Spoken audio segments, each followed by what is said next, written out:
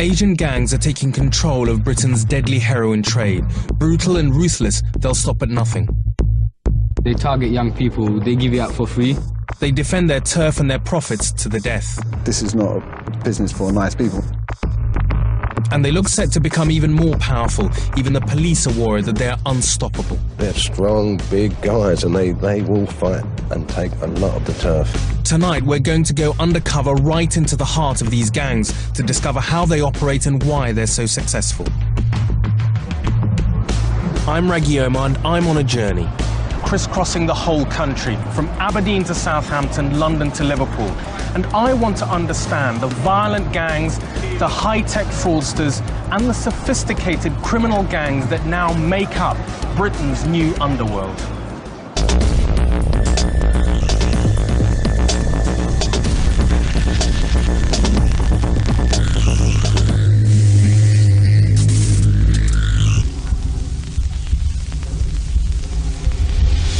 £30 tons of heroin enters Britain every year with a street value of almost £2.5 billion. Until now, most of this has been controlled by Turkish gangs, but their influence is under threat from Asian heroin gangs, Pakistani, Bangladeshi and Indian. We will go undercover to watch these Asian heroin gangs at work. I'll be meeting an ex-dealer who'll reveal some of his trade secrets. I'll speak to the authorities who are fighting to stop the spread of these deadly gangs. And I'll tell the story of one Asian heroin gang that laundered an incredible £250 million of drugs money right here in Britain. It's 5 p.m. on a busy street in London's East End, and a heroin deal is going down. This man has just bought heroin from 2 Asian dealers inside the car. As he walks away, he puts it in his mouth for safety. The dealers in the car are the last stage of a sophisticated criminal network that stretches all the way to the poppy fields of Afghanistan. Asian crime networks are now controlling the street trade in heroin in many towns and cities in Britain, including Bradford, Manchester, Glasgow and Sheffield. But for my story, I'm looking at the gangs that operate here in the London borough of Tower Hamlets. Situated right next to the City of London, Tower Hamlets was once the stamping ground of white gangsters such as the Krays, but the area has now been taken over by Asian heroin gangs. London's East End has always been a place in which immigrant communities have made their home. In the 1950s, the first Bangladeshis arrived. When they came here, they wanted to establish themselves as a new community and open shops in what was a traditionally almost exclusively white area. Now the Bangladeshis who live here make up one of the largest ethnic communities in Britain. But the area is poor. 7 out of 10 children are living on the breadline, and unemployment rates are amongst the worst in the country. Inevitably, many are being drawn into a life of crime selling heroin. I went out at night to speak to some boys on the streets of Tower Hamlets who told me more about this deadly trade. They were as young as 15, and although they weren't dealers themselves, they were fully aware of the heroin deals conducted on their doorsteps.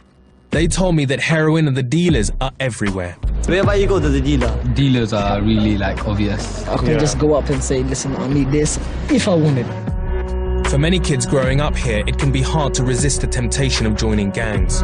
They get spare cars and stuff, people get influenced by that. What's the youngest? 12, 13. Serious? How much would they earn then? £250, £300 a week. A 12-hour shift every day, 5 days a week. I was amazed to hear that the dealers attracted customers with the kinds of offers associated with supermarket promotions. 2 for 15, that's what people call it. 1 black, 1 white. 1 heroin bowl, 1 crack bowl. Yeah, 3 for 20. 3 for 20, 2 for 15. That's incredible. But they also resort to more sinister means. They target young people, they give it out for free. So try and actually get people hooked as well. It's not just... Really? Yeah. There is a girl getting very anxious. She's got money in her hand.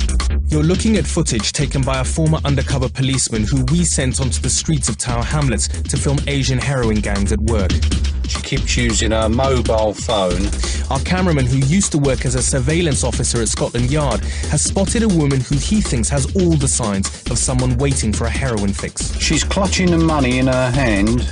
You can just see the corner of the notes. Looks like 2 £10 notes. The money in her hand is a giveaway sign. Heroin dealers will never give the drug on credit, just in case their client isn't alive to pay the debt the next day. Looks like she's getting very anxious now. Sure enough, a black car soon draws up. Black Toyota. It's two Asians. Our cameraman thinks this black car contains dealers for a gang who have just pulled up and supplied heroin to the woman. He goes on the chase.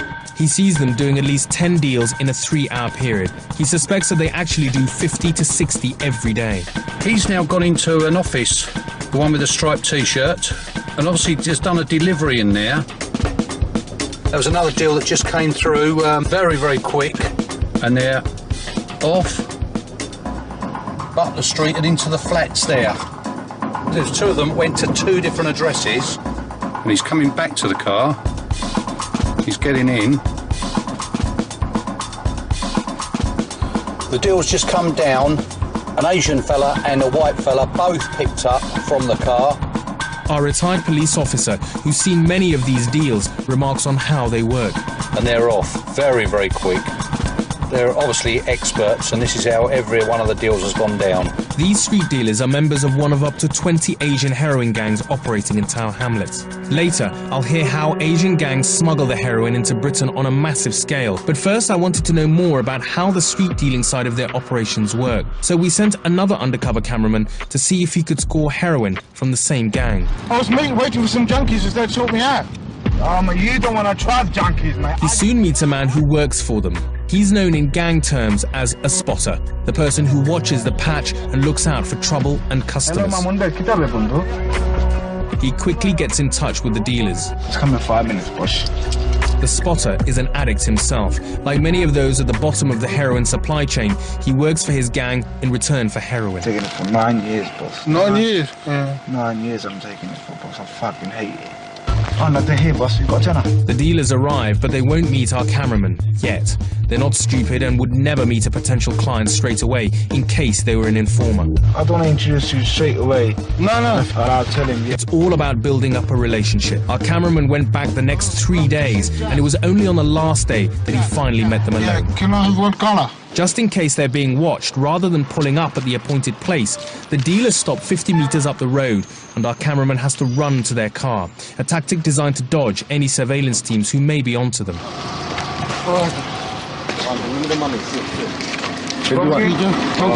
Once again, the deal's done in a flash. We took what we bought to a government-approved lab to be tested. They confirmed that it was indeed heroin, and that like most heroin bought on the streets, it was only 30 to 40% pure. But who's really controlling the dealers on the street? I tracked down a gang mastermind who sold heroin in Tower Hamlets for 4 years before being caught. It's incredibly rare that a major dealer speaks out. Fearing reprisals, he would only talk if we agreed to keep his identity a secret. Like many young men who get involved in this world, he started dealing to fund his own heroin habit when he was only 19. I knew a couple of people who were actually selling heroin, and I kind of got involved with them, and I started working for them. 6 months after that, got some money together and started it myself. He soon became a major player. He claimed that he used to control a 5-mile patch, selling 1 kilogram of heroin a week to 50 customers, making a weekly profit of £9,000. You need to know how to make money. You need to have a business mind anyway. He told me he would ensure his team of 10 street dealers would be constantly supplied, and he would make sure that he was never seen. Someone would call up to me, right, like, I need a reload. That's what they call it. There would be a middleman between me and them. Right. So nothing can kind of put me... Be traced back. Yeah.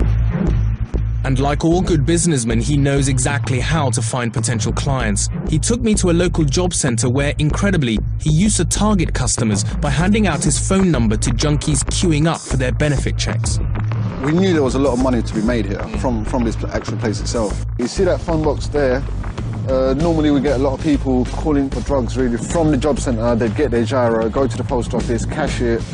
There's phone box straight outside. Ideal really. Believe me, when it gets busy you can't really even sit down and have a break, you know, everything's on the go.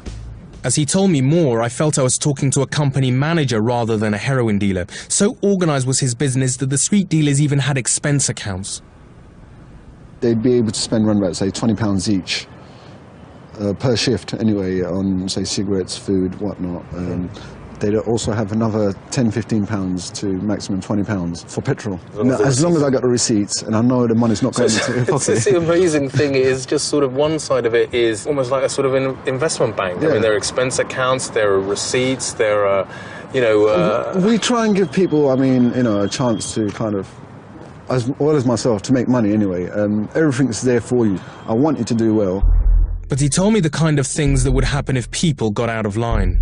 You'd start inflicting pain on him, i.e. a razor blade, just kind of brushing it against the skin and all that, to punching, to stubbing cigarettes out on him, and, you'd even tie him up sometimes. You'd have to, there's no two ways about it, really. We tried being a nice guy, but this is not a business for nice people anyway. This extreme violence underlies the business operations of all Asian heroin gangs. But the people who really get affected by it aren't the major players, but their foot soldiers, the street gangs. I went to talk to some boys of the Brick Lane Youth Development Association, which works with the youth of the area to help them get out or keep out of gangs. There's no gangs without drug dealing. The drugs bring in the gang, the drugs bring in the violence. Drugs bring everything. Half of my friends are in that prison now. A couple of my friends are in mental hospital now. It's like, I'm messed up. These boys used to be in one of the most notorious gangs in the area, the Brick Lane Massive. From an incredibly young age, they're exposed to things that I found deeply upsetting. At the age of 12, we started to go in that gang. There was about 50 of us. We used to do everything together. 10 who would fight, 10 who would deal, 10 who would do something else. Like, everyone was useful for something bad. In a heroin-ridden area where rival street gangs control different patches, turf wars are common. A few months before, 3 gang members from Brick Lane encountered a gang from a rival area. Inside 2 minutes, they got about 50 boys with machetes and everything. And they started beating them up, innit? But they couldn't really do nothing because the boys ran. The next day, 30 of the Brick Lane boys took their revenge. And one of them really got hurt, innit? He was in coma for 2 weeks because he got stabbed up. Ironically, Asian gangs in the East End, as in other parts of Britain, started in the 1970s to protect themselves against racist organisations such as the National Front. When the racist threat died down, the gangs remained, and now, rather than fighting a common enemy, they fight each other. Boys like these are brought up within a strong Bengali community, but they're also young British men. For many, falling into criminal gangs is just a way of fitting into the world around them. The East End has always had a history of crime. This is where Jack the Ripper was based, it's where the Cray twins operated from. And so, in some senses, you could say they're just assimilating to a way of life that's always been here. I've learned that Asian heroin gangs are using a lethal combination of violence and business tactics to devastating effect. Up to now, I've been looking at the gangs dealing on the streets, but in part 2, I'll discover the sheer scale of these crime networks and hear a shocking story of one Asian gang that laundered an incredible £300 million of heroin money. I'm Raggy Omar, and I'm on the trail of the Asian heroin gangs now operating throughout Britain. As Asian heroin gangs become more common throughout the country, so crime and violence is increasing. And you don't have to be a dealer or an addict to be affected. Police believe just 1 kilogram of heroin leads to over 200 crimes, from importers who smuggle the heroin in illicitly, to suppliers who peddle the deadly drug, to addicts who steal to feed their habit. Detective Inspector John Collins has spent many years conducting surveillance on heroin gangs. He agreed to talk to us as long as we kept his identity a secret. The heroin business is big on family connections. And it doesn't have to be brothers and sisters. This can actually be the guy from the same village. Every year, about 7 tons of heroin enters Britain via Pakistan, India and Bangladesh, usually by human mules through our airports or hidden in cargo freight. Despite the best efforts of the police and customs, only a fraction of the heroin entering this country is ever discovered. Police estimate a staggering 90% gets through. Once here, the heroin goes nationwide on the back of the Asian network. It's a close-knit community which is hard to infiltrate. You'll get 1 or 2 families in one big town, we'll say Bradford. Then you'll get another couple of families in Leeds. They'll all be interconnected. And do they ever have non-Asian partners? Rarely, and that's one of their big strengths.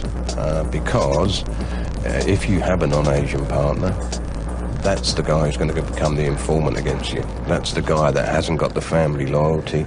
But some gangs have been stopped. In the West Midlands, a gang were convicted of selling heroin worth almost £500,000. In Bradford, a British Pakistani man, Heroin Khan, was jailed for 12 years for supplying heroin and cocaine with a street value of over £1 million. And also in Bradford, another British Pakistani, Khalid Malik, was jailed for 25 years for smuggling heroin with a street value of £7 million. I went back to my reformed dealer who gave me more details on how the Asian heroin gangs operate. He showed me how he'd buy large amounts from his wholesaler. He took me to a car park in Essex where he used to conduct many of his large-scale drug deals, right under the noses of supermarket shoppers. He'd exchange money with his dealer, but the heroin would always be hidden somewhere else. It would be concealed within a packet of crisp or a cigarette box. From the way it feels, I can tell, yes, you know, I've got the drugs kind of thing. Having picked up the heroin, he'd take it to a safe house to hide. Dealers prefer to use taxis because if they're stopped by the police, it's hard to prove that the heroin belongs to them. I'd rent a room out. I'd tell the occupier, I'd tell him, you know, I'm either doing studies or make some kind of a believable excuse. We kind of move around every month or so.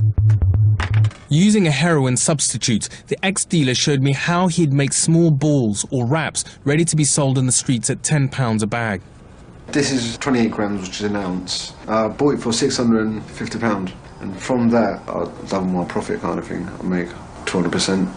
By this stage, the heroin is only 30% pure. Dealers further up the chain would have cut it with other potentially lethal substances in order to increase their profits.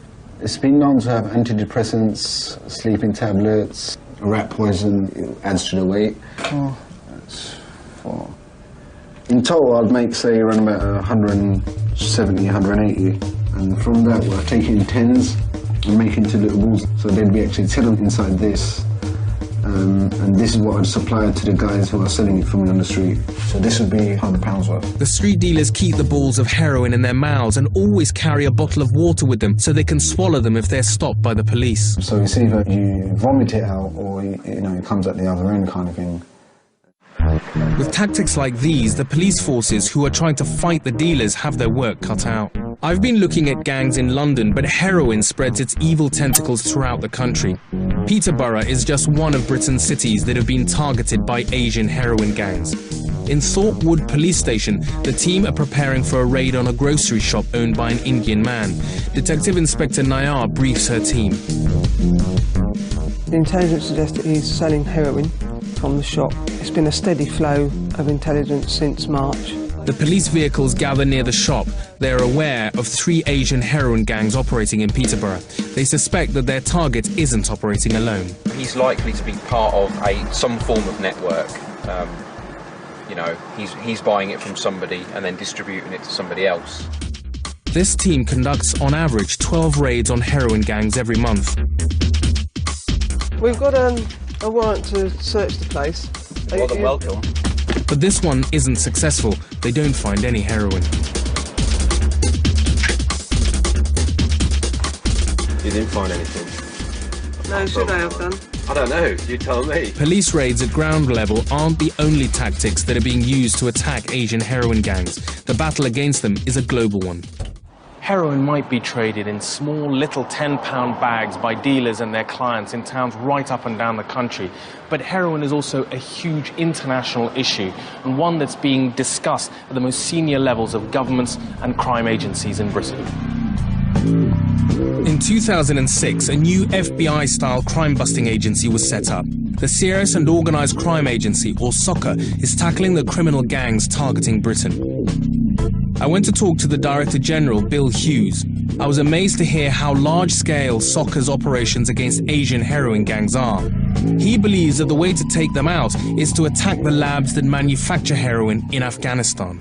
Seizing the drug is important because that's important in the trial process, but actually it's not the answer. The answer is to hit the labs, to hit their money, where they're going with that, and to take out the main players who are organising it. What he brought home to me was the sheer scale on which these Asian gangs operate. He told me that they're unique in that not only do they deal the drugs at street level, but they're involved in every stage of the process, from smuggling heroin to laundering the profits. You wouldn't recognise them as being different from other business people. They need other people who are in legitimate business, people who can arrange transport, people who will fix them up with false companies. And if you're successful, you've got a lot of cash to deal with. What are you going to do with a lot of cash? It makes it important then to find ways in which you can launder the money, launder the cash into what appear to be legitimate businesses. This is surveillance footage of an Asian gang handling millions of pounds in a massive operation to launder heroin money. Revenue and customs officers were watching a heroin trafficker when they saw him handing over a holdall of cash to a man in a car. The officers followed the man to a travel agent's in Leeds. Over the next 5 months, they filmed members of the gang delivering large sums of cash from heroin dealers all over the country to the same travel agents. I went to Customs House in central London and spoke to Les Bowman, Deputy Director of Revenue and Customs, who oversaw the surveillance operation. We've got some good pictures later on of them having collected from a man in Liverpool. As you can see, holdalls full of £500,000 at a time, roughly. One of the main couriers kept a notebook. Just as an example, between the 3rd and the 4th, that's how many deliveries or collections he made to Ramsgate. 1, 2, 3, 4, 5, 6, 7, 8. And that's just over £1 million. Good God. In 2 days. In total, over the 4 months they had followed the couriers, the officers discovered the travel agents had handled £36 million. And that wasn't all. They found that 2 other travel agents were involved. All together, between the 3 of them, we reckon it was about 330 million that they laundered. 330 million? Yeah. This case astounded me, but I realised that this was only scratching the surface. This is just a snapshot of one end of the chain, isn't it? It is, yeah. I've discovered that Asian heroin gangs are bigger and more powerful than I had ever imagined. They've taken on the criminal ways of British society, and by applying their own particularly Asian approach, have become masters of their trade. The success that Asian gangs have had has drawn on the strengths of the community itself, its business acumen, and the fact that it's a close-knit society with links stretching from east to west, making it very hard to penetrate. And with the huge amounts of money involved, it's only more likely that more Asian gangs and more people within the community will be drawn to this hugely lucrative market.